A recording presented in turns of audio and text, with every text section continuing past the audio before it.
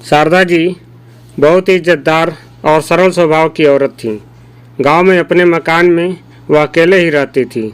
उनके बेटे बहू शहर में जाकर बस चुके थे, लेकिन उनका उस गांव को छोड़ने का मन नहीं होता था, इसलिए वह वहां अकेली रहती थीं।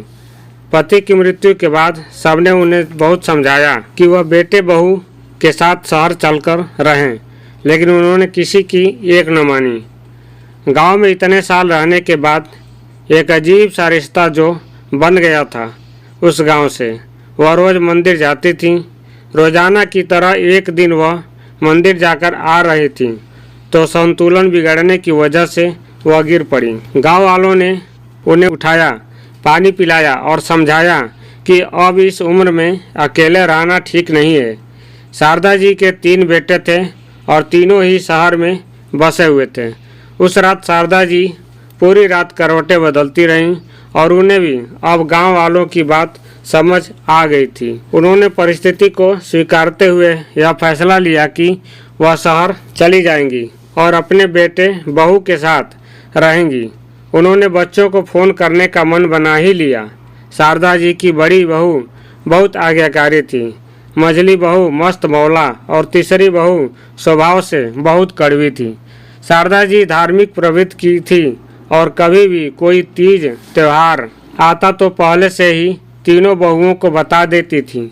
बड़ी बहू और मझली बहू तो बहुत खुशी खुशी व्रत करती थी, लेकिन छोटी बहू कभी भी उनकी बात नहीं मानती थी और कहती कि आप मुझे फोर्स करके व्रत रखवा कर सारे त्यौहार का मज़ा किरकिरा कर देती हो। शारदा जी को वह एक आँख नहीं भाती थी और वह उसे हमेशा व्रत जप करने के लिए कहती रहती थी कि शायद इसके कुछ पाप धुल जाएं। दोनों की किसी न किसी बात पर रोज बहस हो ही जाती थी। तो एक दिन शारदा जी को बहुत गुस्सा आया और उन्होंने कहा, तू क्या सोचती है कि बुढ़ापे में मैं तेरा आसरा लूँगी? मर जाऊँगी पर तेरे पास कभी नहीं आऊँगी। शारदा जी ने बड़ी आस के साथ सबसे पहला फ़ोन अपने बड़ी बहू को लगाया और बोली, मैं गिर गई हूँ और आजकल ऐसा कई बार हो गया है, तो मैं सोच रही थी कि तुम्हारे पास आ जाऊँ। बड़ी बहू ने सुनते ही कहा, अभी नवरात्र चल रहे हैं माँ जी, और नवरात्र में नंगे पाँव रहती हूँ और किसी का छुआ भी नहीं खाती, तो अभी नहीं। फिर शारदा जी ने मझली बहू को फ़ोन किया, लेकिन उसने भी कोई बहाना बनाकर टाल दिया। जब बड़ी और मझली बहू ने ऐसा जवाब दे दिया तो फिर छोटी बहू से क्या उम्मीद लगानी? वो तो पहले से ही स्वभाव की कड़वी है। ऐसा सोच शारदा जी अपने आने वाले कठिन समय की कल्पना कर ही रही थी कि अचानक से फ़ोन की घंटी बजी। फ़ोन उठाते ही शारदा जी समझ गई कि कड़वी है। कड़वी ने फ़ोन उठाते ही बोलना शुरू कर दिया, गिर गए ना? आपने तो बताया नहीं, लेकिन मैंने भी जासूस छोड़ रखे हैं।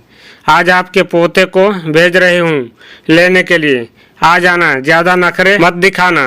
शारदा जी कड़वी की बातें सुनकर हैरान थीं और बोली, क्या तुझे मेरी कई बातें याद नहीं है? तू भूल गई कि मैंने तुझे कहा था कि मैं मर जाऊंगी पर तेरे पास नहीं आऊंगी? हाँ हाँ, सब याद है, बोलूँगी नहीं कभी आपके कहे हुए वो शब्द, लेकिन आप मुझे नहीं जानते। मैंने तभी यह व्रत लिया था कि इस बुढ़िया को मरने नहीं देना, और आज से मेरा व्रत शुरू हो गया है। दोस्तों, अगर यह वीडियो पसंद आई हो तो अपने दोस्तों को शेयर करें और चैनल पर नए हो तो APS वॉइस स्टोरी चैनल को सब्सक्राइब करें और साथ में घंटी वाले बटन को ज़रूर दबाएं ताकि ऐसे ही अच्छी कहानियां देखने को मिलती रहें। तो आइए मिलते हैं एक नई कहानी के साथ, तब तक इजाज़त दीजिए। पूरा वीडियो देखने के लिए आपको बहुत बहुत धन्यवाद।